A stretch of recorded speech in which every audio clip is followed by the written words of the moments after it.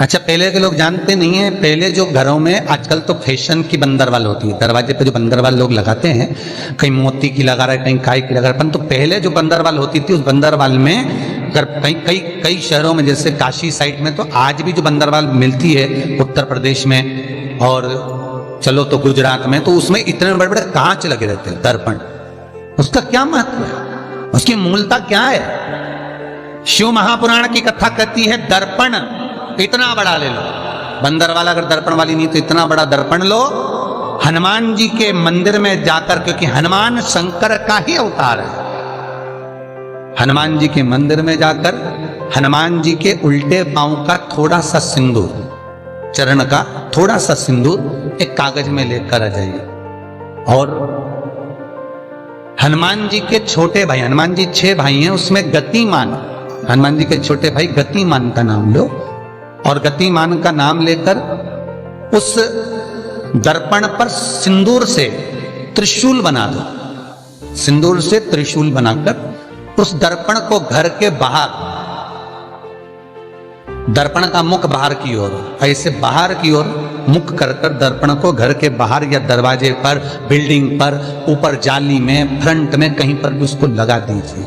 महाराज केवल शंकर का स्मरण कर कर, गतिमान का नाम लेकर, हनुमान के उल्टे पांव का सिंदूर का त्रिशूल बनाकर जो दर्पण को लगा देता है, आपको 1 महीने के अंदर अंतर मालूम पड़ जाएगा कि पिछले जो महीने निकले हैं उस महीने का अंदाजा लगाना कि घर में लोग कितने बीमार पड़ते थे और इस दर्पण को लगाने के बाद बीमारी कम हुई कि नहीं हो कम तो ठंडा कर देना, क्या जाना है, पर करके जरूर देखना, विश्वास रखकर करोगे, भगवान शिव का अनुमोदन कर कर, भगवान शंकर पर विश्वास रखकर करोगे तो बीमारी घेर नहीं सकती।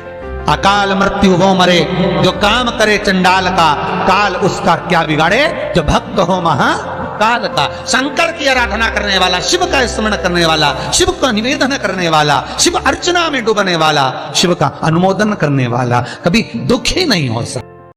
उनका आज तक हनुमान चालीसा पढ़ना नहीं है, आज तक कोई चालीसा, चाहे गायत्री चालीसा हो, लक्ष्मी चालीसा हो, शिव चालीसा हो, पढ़ना ही नहीं आती, बस बैठ गए भगवान के सामने और पढ़ लिया आसन लगा के। नहीं नहीं नहीं, चालीसा पढ़ने का भी एक नियम है। अगर कोई लक्ष्य लेकर पढ़ रहे हो तो उसका एक नियम है। पूरी जिंदगी पढ़ते रहोगे तो भगवान की प्राप्ति नहीं है, पर लक्ष्य लेकर अगर पढ़ा है आसन से, जिस भगवान की चालीसा पढ़ रहे हो उसकी मूर्ति या उसका फोटो आपके सामने होना चाहिए। एक घी का दिया, अगर हनुमान चालीसा पढ़ रहे हो तो या तो घी का दिया जलाओ, वो भी गाय के घी, भैंस के घी का मत जलाना, हनुमान जी कभी प्रकट नहीं होंगे भैंस के घी से। घी का दिया लगाइए अगर चालीसा का पाठ कर रहे हो हनुमान जी का। और बहुत ज्यादा संकट है, बहुत ज्यादा परेशानी है तो हनुमान चालीसा का पाठ करो तो तिल्ली के तेल का दिया लगाओ, काली तिल के तेल का दिया, तिल का तेल का दिया हनुमान जी के सामने आसन बिछाकर। बहुत तकलीफ है तो 3 पाठ प्रतिदिन करो और एक आसन से जितने समय, 9 बजे अगर आप बैठते हो पाठ करने तो 9 बजे ही बैठना है। 11 दिन तक प्रतिदिन 3 पाठ रोज करो।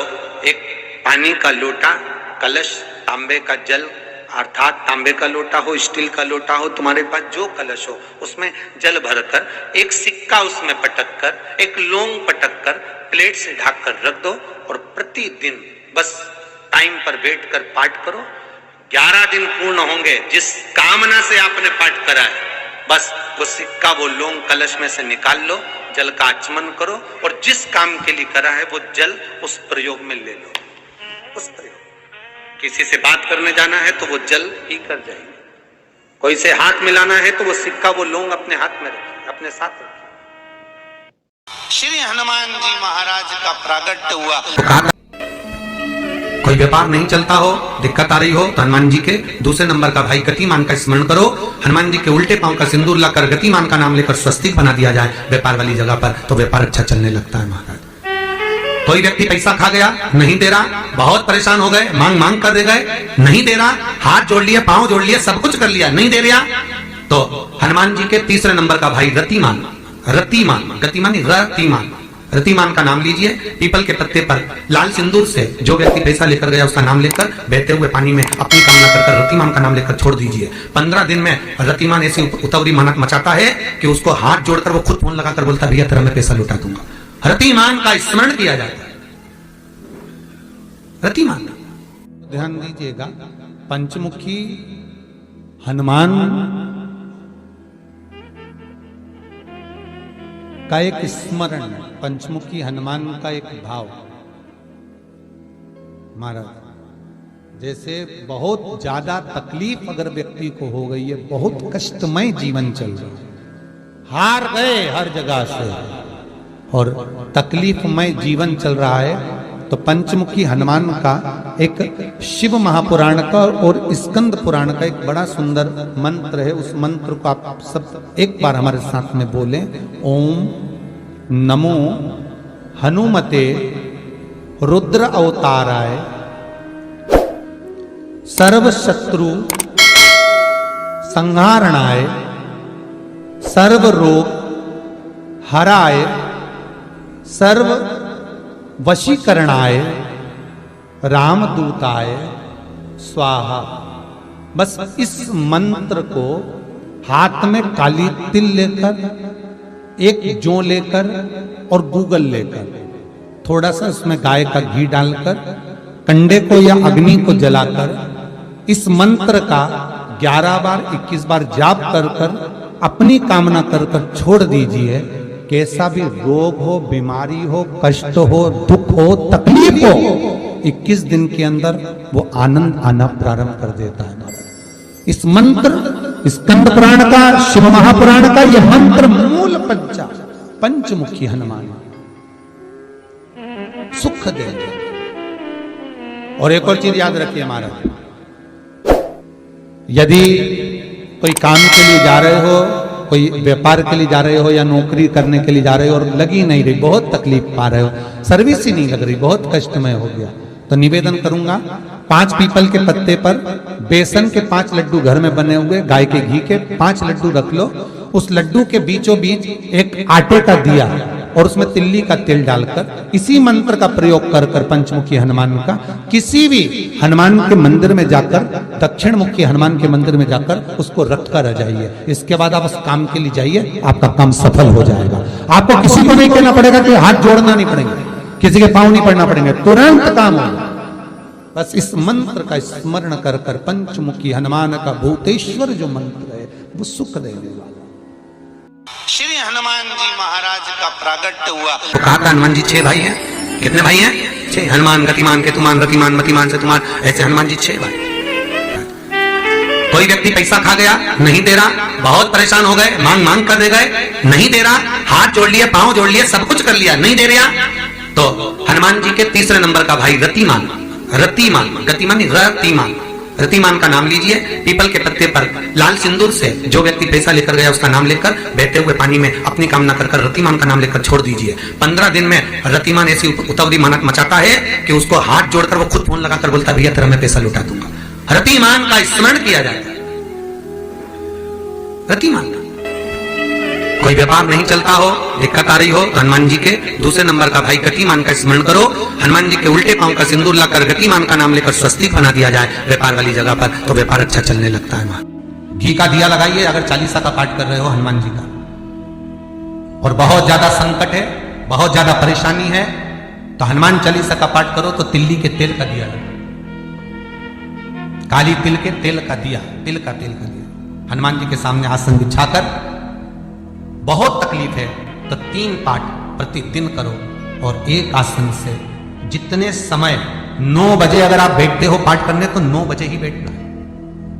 11 दिन तक प्रतिदिन 3 पाठ रोज करो।